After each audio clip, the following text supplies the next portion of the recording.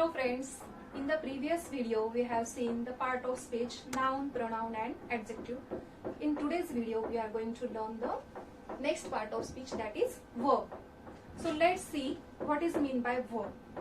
Verbs are the words which say something about the action of a subject. Means it tells us about the person that he or she is doing, the action which the subject is doing. In easy language we can say that verbs are called as the action words, which tells us the action, the act of action, state of possession and the state of existence. Means these are the action words which show the action. Let's see the example. She eats the food. In this sentence, she is the subject, eats is the action, because this word shows us the action, what she is doing. She is eating the food, means eat is the action word which is called as the verb in the sentence, and the food, it is the object of the sentence. If there is no object, there should be a sentence. If there is no subject, then also it's okay. But if there is no verb, there is no sentence. Means the sentence should not be completed without the verb. As we cannot live without the heart, in the same way, the sentence should not be completed without the verb. It is the heart of a sentence. In English, there is a structure: subject plus verb plus object. So if there is no verb, there is no sentence. It is the engine of a sentence, or it is the heart of a sentence. So it tells us what a person or thing does. It also tells us what is done to a person or thing. For example, the student was scolded. In this sentence, scolded is the verb, action word. It tells us what is done to a person, what is done to the student. What is done with him? The student was scolded. Means scolded is the verb, or it is the action word. These examples shows you that verbs are the action words which tells us the action of the subject. For example, play, run, walk, swim, read, write. These are the examples of verbs. Then let's see kinds of verbs. The verbs are divided into auxiliary verbs and main verbs. The auxiliary verbs are also called as the helping verbs. Why these are called as the helping verbs? Because it helps to the main verb in the sentence. It assists the main verb in the sentence. That's why these are called as the helping verbs or the auxiliary verbs. These are further divided into two types: primary auxiliaries and modals. In primary auxiliaries, there are be, have and do verbs. In it, be verbs are am, is, are, was, were.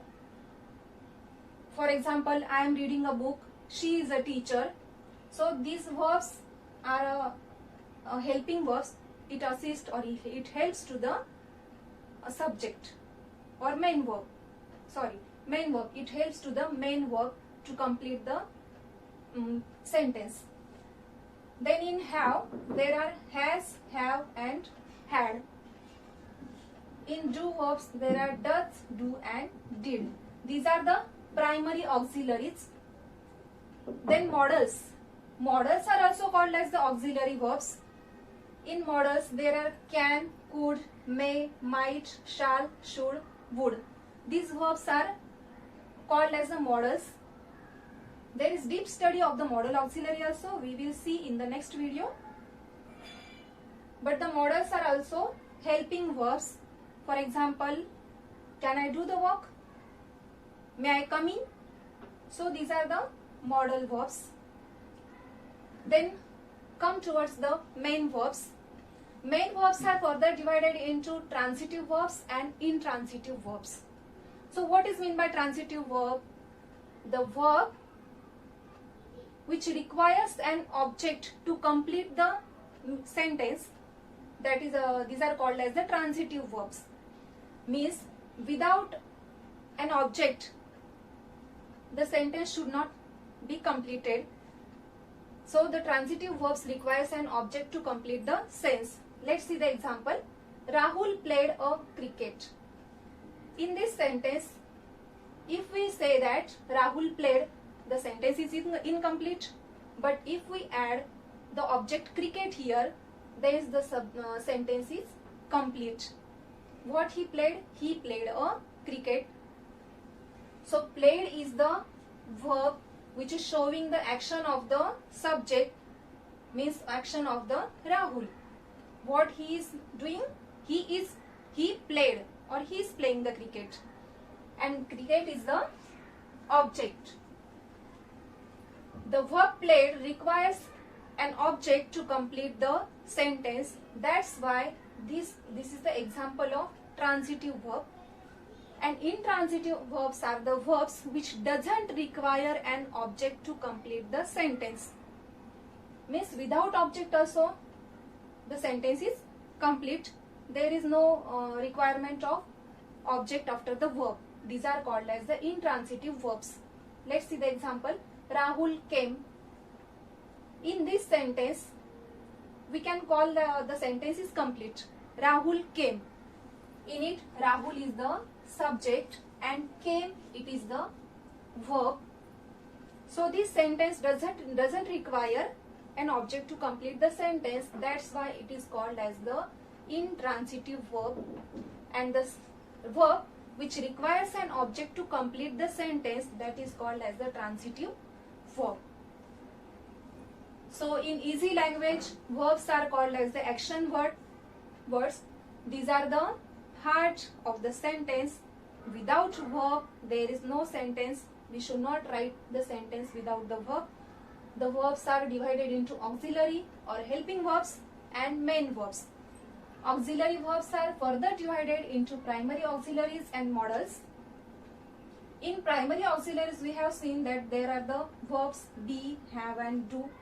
These verbs are included in the primary auxiliaries. And in modals, there are modal auxiliaries. We will see the deep study of these verbs in the next video.